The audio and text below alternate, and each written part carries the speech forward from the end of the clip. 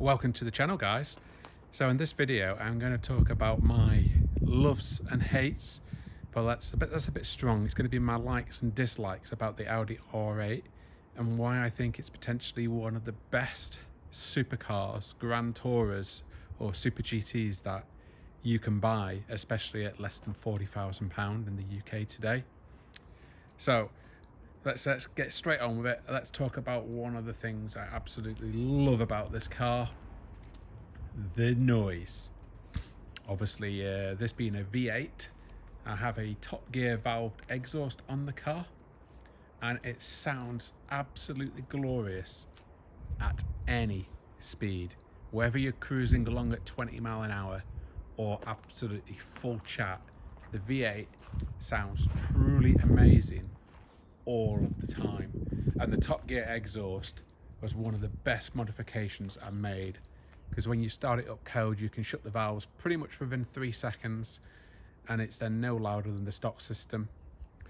But then of course once you're out of your neighborhood you can open the valves up and it sounds incredible. Highly recommend the top gear exhaust system. So yeah, the sound of the R8 is easily one of the best sounding cars there is. So that's an absolute massive love about this car. I'm going to go full on. It's definitely a love, is the soundtrack that you get from this V8 motor.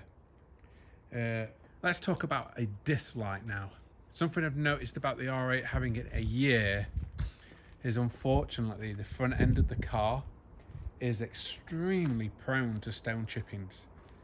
I think because of the design of it, it really takes them. I mean, it might be a bit hard to show them on camera, but if I get in close here, you may start to see some of those marks on the paint. Now, unfortunately, a randomness of various faint stone chips and the odd watermark. Obviously the watermarks I can clean off, but the stone chips are a bit harder. So yeah, in hindsight, if I ever decide to repaint the front end, as soon as it's been repainted it will get put in the garage for a few weeks to allow everything to gas off, and then it will be driven extremely slowly to get a PPF on the front bonnet and the front bumper.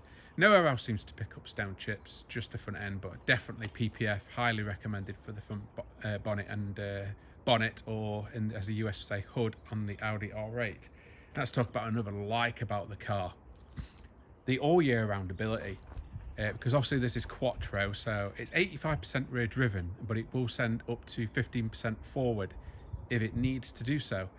So when it's really wet and cold, typical British winter, you can still use all the power in this car. It's got amazing traction. And the other great thing as well when it's wet and cold is that you can also have a bit of fun. If you put the traction into its partially off mode, or if you're a professional driver, turn it fully off. The R8 will hang the rear end out at quite some decent angles. It's extremely good all year round ability, and you can use the power and drive the car hard in all weather conditions. I believe, of course, not snow, unless of course you fitted winter tyres, and it'd probably be reasonably good in the snow. Another negative about the R8 and the V8 is its fuel consumption. It's a thirsty girl. It likes to drink the good old Shell V-Power, does this one. I typically get on a normalish commute, without just dealing with daily traffic, etc., you're looking at 15 to 17 miles to the gallon. On the motorway you may see 25 to 28 miles to the gallon. On a more spirited drive that can be 12 to 15 miles to the gallon. That engine is quite thirsty, but for the noise it makes and the way it feels, worth every penny. One of the other amazing things about this car, it's just the cabin quality. I mean, this is an exclusive spec car, but a major plus, say Audi exclusive, is, I mean, look at all that beautiful leather and purple stitching, and all of the dash is leather, and all of the buttons and all of the touch points are seriously high quality and just really nice to use. Everything is just it just oozes quality, this car. And of course, we also have the wingback bucket seats in this one. So this car was about 103,000 brand new back in 2009. In today's money, that's probably about 140,000. But it's a seriously beautiful car to be in. When you're in this car, it's just a beautiful place to be. The interior quality is amazing. The sound system is also incredible. So yeah, the interior quality of the car is epic. But now I'm going to talk about another negative, which is going to just need me to go into the car again. Is, I guess the reason for this negative is Audi, in their wisdom, having a four-wheel drive,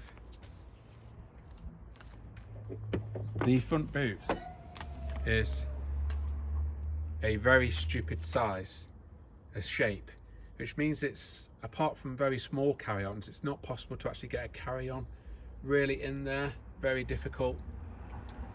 So yeah, it's not too great for boot space because of the weird shape. We'll close that. There is a backup, and that backup is that the seats do have quite a bit of room behind them in a coupe. So you can see there, you've got that quite a bit of room behind the seats there, which you could get carry-on. You get two carry-ons behind the seats. Obviously it's annoying if you're going on a European trip and you're swinging it around the bends and you've got carry-ons moving left and right. You'd have to like wedge them in. You've got door pockets there and there. You have quite a sizable glove box, and you've got numerous cup holders, etc. there. So yeah, the negative is the boot, but overall it's worth it. And that just for the sheer enjoyment. Another amazing thing about the R8 is the feel. Being an older car, this car has a quattro mechanical all-wheel drive system. So obviously you feel that it's not electronic. It is a quattro clutch system, so it's very feelsome. The steering is hydraulic, so the steering feel is also got reasonably good feel, especially for an all-wheel drive car. Certainly has better feel than a modern car with e-pass, even like a modern like Porsche. And the steering feel is actually very good on this car. And of course, some would turn their nose up at it only having about 400 horsepower. I think it's 414 or 420 is the official stat. But trust me, in this car, as long as you're not like trying to beat everyone else on the road, but it has enough power that is so much fun to enjoy driving on a UK road. It's a real enjoyable drive. And the car, I've said this in my other videos about this car, it does feel a lot quicker than it's actually going, which is great.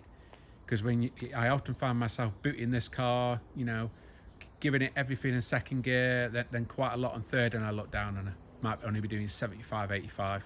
And yeah, it might be in breach of a speed limit slightly if I'm in a national or on a 70-mile-an-hour motorway, but I won't be going to jail for that kind of thing. You very rarely find that I need to be like keeping my foot in it and going into triple digits with this car. It rewards at low speeds, really nice. Whereas I found that when I drove the V10 Plus version of one of these, I wanted to be at triple digits all the time to get the feel and the enjoyment. So yeah, the V8 is great for that. That's now a negative. Mine, I've had it a year, we've not had a single thing go wrong, apart from a slightly squeaky auxiliary belt, which was about £150 supplied and fitted from Audi. That wasn't too bad, but obviously things on these can fail. So you want to be looking, if it's got magnetic ride control, you want to get in there, check all the dampers are dry, none of them have got oil on them, because I believe if you want to change them dampers to another set of magnetics, you're going to be looking at £3,000 to £5,000. RE Performance, Ricky, he recommends people change to the passives, which I think can be done all in for less than 2,000, or the other options, obviously, to fit a set of coilovers to the car. The brakes are also very good, but again, they're quite expensive. So check there's not too much of a lip on the disc. If there's a massive lip, then you need to factor in that cost. And do make sure the air conditioning is working on a V8 R8 if you intend to buy one, because if the AC is not working and you need a new AC compressor, that can be an engine out job and obviously become very expensive. Obviously, for me, a major plus about this car, if this was an R8, and I don't mean to offend anyone, it's just my opinion and how I feel about the car. If this was silver, white, or black, I would have probably sold this car after 6 months or so. Just wouldn't feel special enough. But this car and this spec, I feel like I'm driving a one of one. I feel like I'm driving something truly bespoke and rare, even though R8s are really, really common and Audi made thousands of them, and there's probably thousands of them in the UK. They're not a rare car, the R8. There are lots of them around. But I feel like this is an extremely limited edition car. It's not, but because of the spec it's in, I feel like it's a really special limited edition car, and it makes me feel so good driving it around. And for me, it's like, I mean, come on, just look at it. Anybody who cannot say that's not a beautiful car in that spec, you best go to Specsavers and get your eyes tested, because that thing is absolutely stunning. The velvet purple with the oxidized silver blades and the silver wheels, oh, it just absolutely pops. And in the sun, you get like a blue metallic flake in the velvet purple paintwork. Oh yeah, I could go on for a long time about how amazing this car looks. Another negative about the car, anybody who's got an R8 is going to feel my pain with this. The road tax is £735 a year, and that will probably increase to £765 next year. But guess what? It's worth every penny. Every penny. It's a negative for sure. It's a lot of money for road tax, but it's worth it. My car insurance on this car, not so bad. That's about £400 a year. So there's nothing extreme about the insurance cost. Another advantage of this car, I say it's got the magnetic ride control. It's a really comfy car. Even on some of the most terrible roads, this car keeps its composure and comfort level. I actually found myself a lot on the road when it's a nicer, smoother road. I actually enabled the magnetic dampers to firm up the suspension, because even in the firmer setting, it still rides really nice. It's a beautiful riding car. Really does ride incredibly well. Another negative is, if I lived in Swindon, this wouldn't be a negative, because I could just go see Ricky at RE Performance, and any kind of servicing I need or any kind of repair work I need, no problem. Ricky's got my back, and I know it would be done absolutely top quality. But where I am in Stoke-on-Trent, now anybody who knows, do feel free to add in the comments please, but in Stoke-on-Trent and the surrounding area, there's nowhere I would really trust to take this car. I wouldn't take it to Audi, just because I just wouldn't trust them. I mean, not saying that's the same for every Audi dealership, and the one in Stoke may also be absolutely perfect, but at the same time you may drop it off there and they may give the new kid who's never seen an R8 before the job of servicing it. And these things aren't the easiest things to service. To say, I did take the car to a specialist in Stoke and they overfilled it, and that was a specialist, so that really put me off. Obviously we got the oil out, we hadn't even driven a couple of hundred yards, so we got the oil out and no damage was caused. But still, you take your car to a specialist, you expect the right amount of oil to be put in. I'm not going to name them, but if anybody knows of any specialists in say Stoke, Midlands, Northwest that are really good with Audi R8s, please do recommend them in the comments. It would really, really help me. And I think that's like, I'm pretty much like covering everything about the R8 there, you know, the likes and the dislikes. The likes massively outweigh the dislikes, and the dislikes are minor. The only other dislike on the car, the handbrake. But this is not a fault of the car. I think it literally just needs a new handbrake. Sorry about that, just putting my notes down so that I try not to repeat things. The handbrake, I have not put it up high there, but it's quite high. I think it needs a new handbrake because you have to really yank at it to make it hold, and unfortunately Bryony just doesn't have the muscles to actually, well, she actually has to use two hands to try to get the handbrake on if it's on a hill, and it will still roll back. But again, until I find a specialist, I've got nowhere I can really take it to get that. But my guess is I'm going to need to buy a new handbrake cable from Audi, or that's why I'm going to, can't see a handbrake cable being expensive, and then find somewhere to fit it for me. And of course, the other amazing thing about this car, manual. Easily the best transmission option in an R8. R-tronic, I nickname it R-tragic.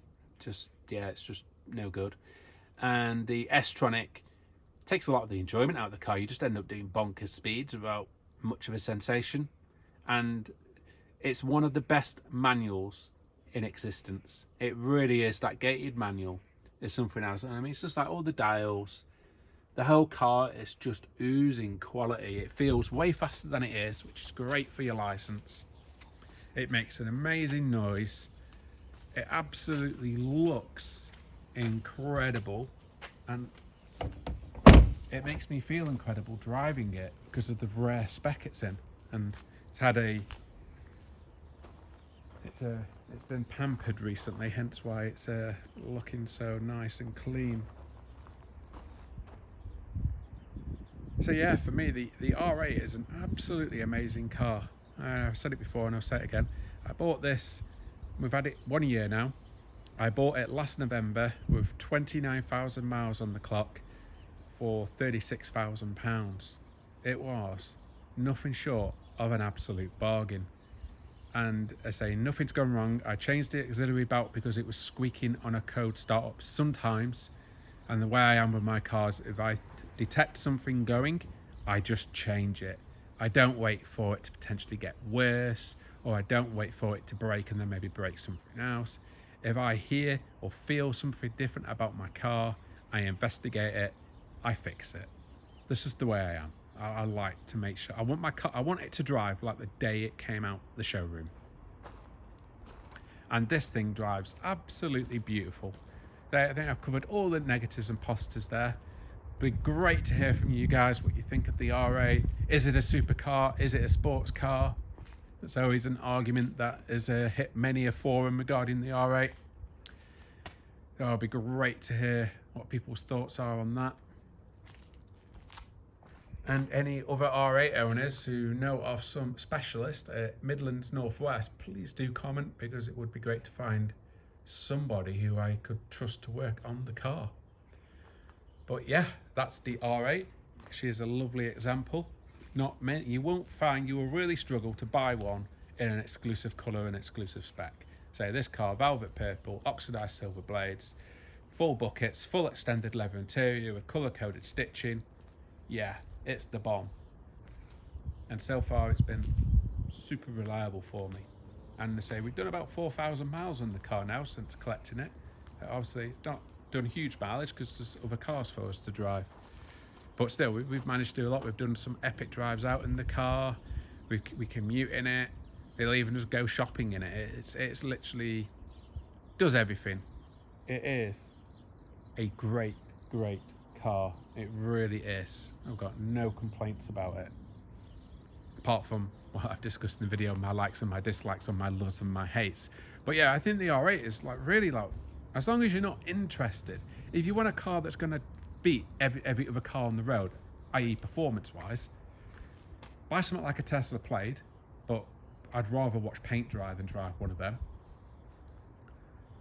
Or go buy like something like a McLaren, like a 750S, amazing car, or like a Ferrari 296, blah, blah, blah. The problem is for me, new cars, like brand new supercars, they're just not exciting me anymore. They got loads of stupid controls on them, so you can't even adjust the heater or like put your seat heater on without nearly crashing, because they got stupid menu systems that you have to go in just to do the most basic of functions. And they don't have any feel. They're just missiles. But So yeah, I've lost my passion for new cars. I'm definitely feeling that the 19, when it comes to like, I think the best supercar sports cars were probably made late 90s, early noughties, maybe up to about 2010 to 12. That was, and then it was after that, all this safety stuff started to come about, all this, you know, treat the environment nicer, blah blah blah. But I guess I could make another video ranting about all of that stuff, especially like now that they're putting wires in cars that are then sleeved in plastic to protect the wires, but made out of plant ingredients. So rodents are now really attracted to modern cars and chewing on all the wires. And then when you take your car back to the garage because you're getting loads of faults because the rodents chewed your wires, they tell you, sorry sir, that's not covered by warranty.